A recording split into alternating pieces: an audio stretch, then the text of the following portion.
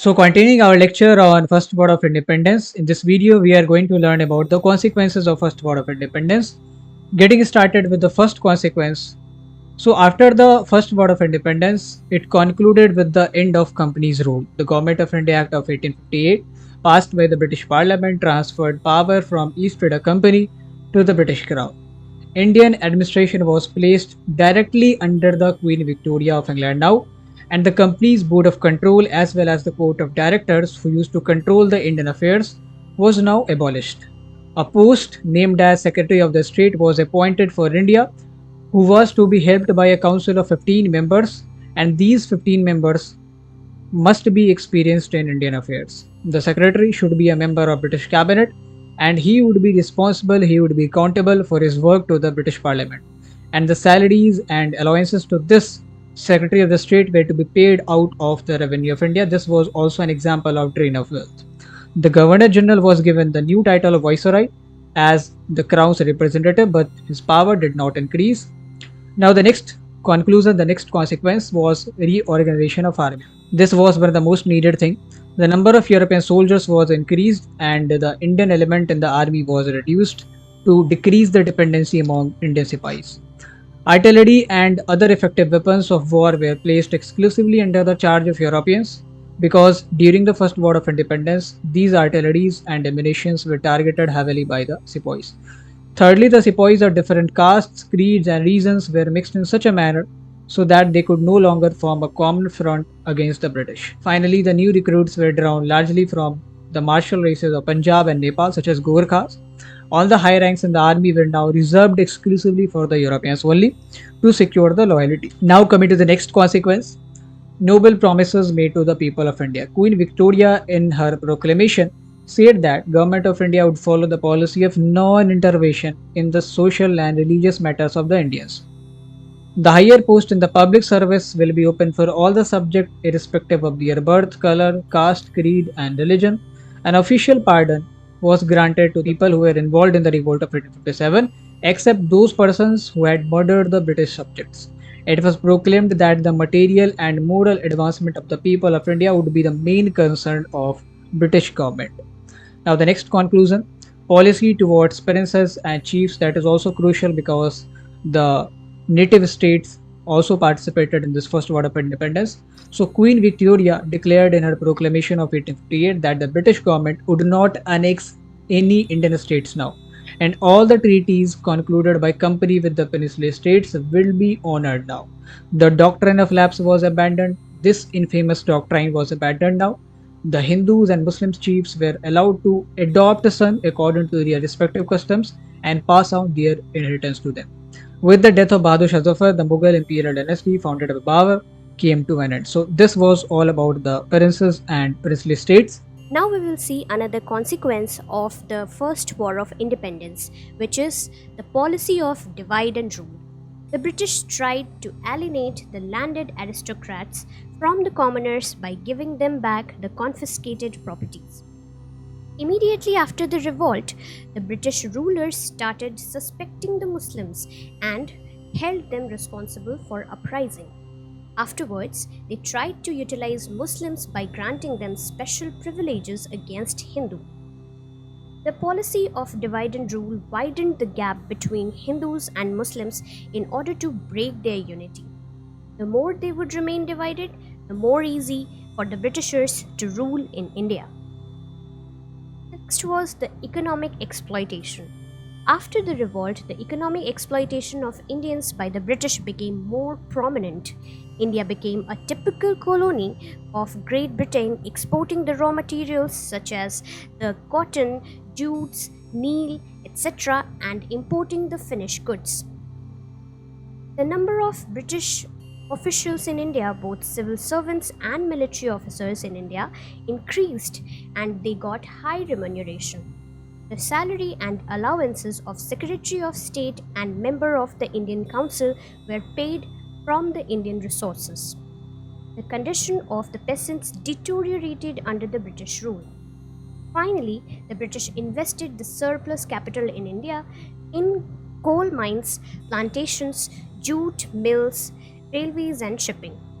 The Indians had to pay heavy interest and dividends on the British capital invested in India. And hence, the most important consequence was the rise of nationalism. Popular songs in the praise of Tatya Tope and Rani Lakshmibai and others kept in the memory of their heroic dead alives.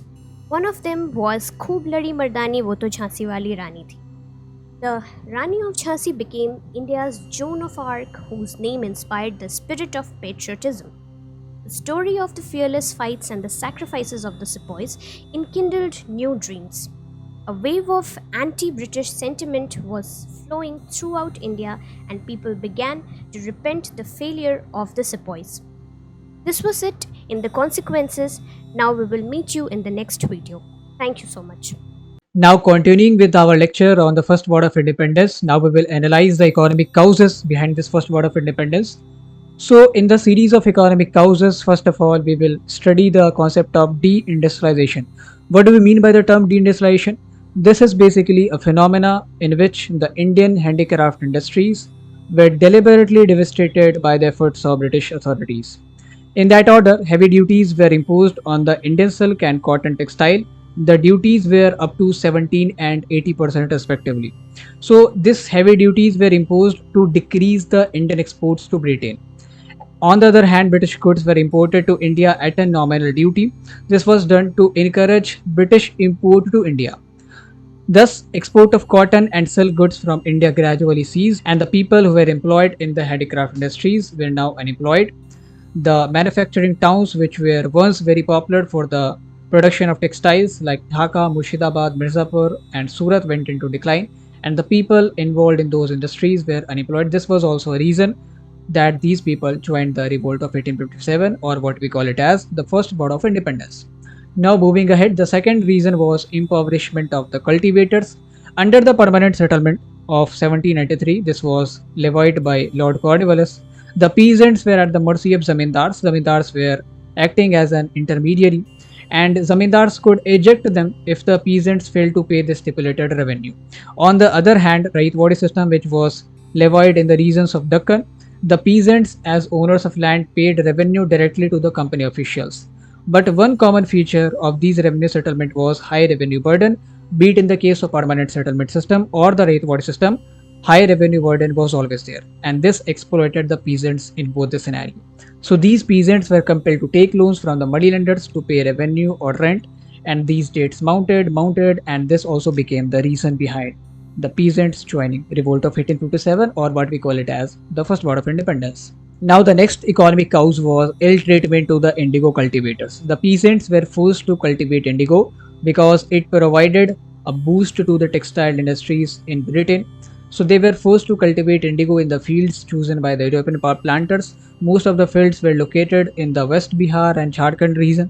If they refused, their crops were damaged purposely by the British authorities. Their huts were also destroyed and their cattle plundered. You may have been aware of Teen Kathi system, which was popular in East and West Champaran, which was ended by the efforts of Gandhiji during the initial Satyagraha. Now, the next economic cause, annexation of rent-free lands. Lord William Bentinck not only attached several jagirs in Bengal, but also confiscated tax-free lands like lands attached to the mosques or to the temples, as well as Inam Commission in the Deccan confiscated around 20,000 estates because many of the landowners failed to produce their title deeds or to pay the stipulated revenue. The landed aristocracy, the talukdars of Awadh, the zamindars of Bengal, the peasants of Deccan were badly affected as their estates were confiscated by British, and they were now forced to join the First War of Independence. Now, the next economic cause was growing unemployment. With the devastation of handicraft industries, many of the people were unemployed and on the roads now.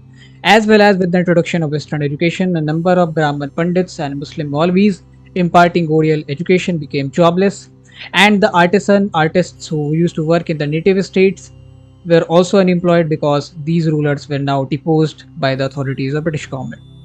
Next economic reason was big famines. The big famine of 1837-38 forced people to leave the native villages in the search of food, and the government was so ignorant that they were not eager to provide relief to these famine-stricken people. Now, coming to the last economic cause, that was economic exploitation. That is basically the summary of whichever we have read in this economic causes. From 1757 to 1857, there was a tremendous strain of India's wealth to England. Since the time of Industrial Revolution in England, companies systematically followed a policy of converting India into a supplier of raw material and a market of their finished product. The British companies exercised their control over jute, opium, and indigo trades via the ports of Bombay, Madras, and Calcutta. Thus, the India was converted into an agricultural colony of British, or what we call it as a supplier of raw material and a market of their finished product. So that's all in the economic causes. Now we will look at some of the military causes of the First War of Independence. The first one is low salary and the poor prospect of promotions. The Indian sepoys were discontented because they were paid 8 times less than what the European soldiers of the same rank used to get. All the higher ranks in the army were reserved only for the Europeans. The Indian sepoys could not rise further the post of Subedar or the Risaldar. The next is the General Service Enlistment Act. The General Service Enlistment Act was passed in the reign of Lord Canning in the year 1856. All the sepoys of the Bengal army should always be ready to serve the company within or outside India. This act caused resentment in the minds of Brahmin sepoys as the sea voyage was taboo for them, and also the extra allowances which was to be paid for the voyage were withdrawn. Faulty distribution of troops. There had not been sufficient British sepoys in certain strategically important places like the Delhi and the Allahabad. The Britishers were engaged in number of battles outside India like the Chinese wars or the Persian wars, etc. So the Indian sepoys were eager to raise arms against the Britishers. The next up is the larger number of Indian sepoys in the British Army. Prior to the revolt of 1857, the company's troops were consisted more of Indian soldiers only. Indian sepoys got the courage to take up arms against the British soldiers. Next was the loss of prestige in the First Anglo-Afghan Wars. The British Army was defeated by the First Anglo-Afghan War. It exposed their weakness and broke the myth that Europeans were invincible in any war and that nobody can defeat them. Hence, the Indian sepoys dared to protest against the Britishers. The immediate cause of war, which is also considered as the most important cause of war, was the launch of Enfield rifle in 1856. These Enfield rifles used greased cartridges in the new rifles. The cover of these cartridges were to be bitten off before loading. It was widely believed that these were greased with cows' and pigs' fat, which were absolutely against the belief system of Hindus as well as Muslims. Thus, both the community got panic as the cow is sacred for Hindus and Muslims are forbidden to eat pigs. Thus, they refused to use these rifles, but they were forced to use them, and thus the revolt broke out. So, this was it in this video. Now, we will continue in the next video. Thank you so much. So in this video, we are going to learn about First War of Independence. We will see the causes of this First War of Independence as well as the consequences of this First War of Independence. In the causes, we will analyze various causes like political causes, socio-religious causes, economic causes, as well as military causes in the end. So getting started the video with political causes of the First War of Independence. In the series of political causes, the first we have is policy of doctrine of lapse. This doctrine of lapse was introduced by Lord Dalhousie. As per this policy, when a ruler of a dependent state died without a natural heir, the state will be annexed by British government. Now, what do we mean by dependent state? So, dependent state can be termed as the native state. Either they have signed subsidiary alliances with the Britishers or they were dependent on the Britishers for the security purposes. So, if the ruler of such dependent state died without a natural heir, the state will be automatically annexed by the British government. The heirs adopted without the consent of the company could inherit only the private property of the deceased ruler, and that cannot be appointed as the next ruler, that cannot enjoy the throne of his kingdom. And as per this policy, Lord Dalhousie annexed a number of Indian territories like Satara, Nagpur, Jhansi, Sambalpur, etc. So these rulers and the soldiers of these native states joined the rebels because they lost their territories as per this policy. Now the next political cause was annexation of Awadh. That was one of the major cause behind this revolt of 1857, or what we call it as First War of Independence. What happened basically? Nawab Wajid Ali Shah was removed from his throne on the ground of maladministration in 1856.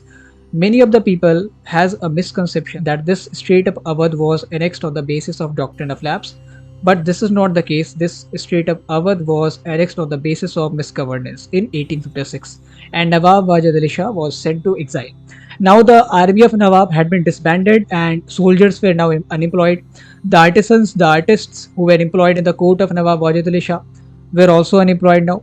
And Lord Dalhousie confiscated the estates of Talukdars of Awadh and they turned into the enemies of Britishers. So the people who had faced hardship, be it the soldiers of Awadh, be it the artists, the artisans of Awadh, and be it the Talukdars of Awadh, they got annoyed by the British administration and joined the Sepoy in this revolt of 1857, or what we call it as the First War of Independence. Now the next political cause is the insult of Bahadur Shah Zafar. The Mughal Emperor Bahadur Shah Zafar was a weak ruler who was only a nominal head. Lord Dalhousie announced that after the death of Emperor Bahadur Shah Zafar, his successor should leave the imperial palace of Red Fort, and adding salt to the wound, Lord Canning announced that Bahadur Shah Zafar's successor would not be allowed to use the title Emperor, they will be called as Prince. So consequently, this disrespect shown to the Emperor Bahadur Shah Zafar hurt the sentiments of Indians and they were now forced to join the revolt of 1857, or First War of Independence. Now coming to the next political cause, the ill treatment to Nana Sahib. Nana Sahib was the successor of Peshwa Bajirao II, and Lord Dalhousie refused to pay the pension to Nana Sahib II, considering that Nana Sahib II was not the biological heir of Peshwa Bajirao II, as Nana Sahib II was adopted son. But Nana Sahib II had inherited the enormous wealth from the ex-Peshwa, so he spent the money to send his men to different parts of the country and urged the people to revolt against the British and uproot them from the India. So now we will look at some of the socio-religious causes of the First War of Independence. The first one is the activities of Christian missionaries. While spreading the Christianity, the Christian missionaries criticized the Hindu and the Islamic religious belief and the customs. The Bible was introduced in both the government and non-government schools. Even in jail, the prisoners were instructed in the Christianity. The British officials preached Christian doctrines in temples and mosques. The conservatives and the illiterate Indians thought that these Christian missionaries were trying to convert them to Christianity, and they were also supported by the British government. The second cause is the introduction of railways and the telegraphs. So, in the railway compartments, people of all castes and classes had to sit together. This was against the belief system of Indians, as they thought that the Britishers are trying to interfere in their social customs like the caste system. They also feared that if anyone disobeyed the British government, he would be thrown in front of the railway engine. They also thought that if any Indian would go against the company rule, he would be hanged from the telegraph pole. Thus, the Indians feared their lives so much, which compelled them to raise arms against the Britishers. The next cause for the War of Independence is the introduction of the Western education. The Western education through the medium of English was introduced in the number of schools in India. It was a shifting of emphasis from the Oriental learning to Western education, which was not warmly welcomed by the Brahmin Pandits and the Muslim Maulvis in the society. They felt that it was an attempt on the part of the British government to ruin the traditional Hindu and Islamic studies. The next cause is the laws interfering with the religion and customs of Indians. There were social reforms act like the abolition of Sati Act, which was 1829, the introduction of Widow Remarriage Act in 1856, the prohibition of female infanticide, polygamy, and child marriage, which was not eagerly accepted by the people in the society. Besides this, the Act of 1850 enabled a convert from Hinduism to other religion to inherit his father's property, which had gone against the traditional Hindu law of property. The Britishers started collecting tax from the tax-free lands, and which was attached to mosques and the temples. These superstitious Indians could not tolerate all these measures adopted by the British and thought that the Britishers were trying to change the entire social structure of India. So that was it in the socio religious cause. Now we will continue in the next video. Thank you so much.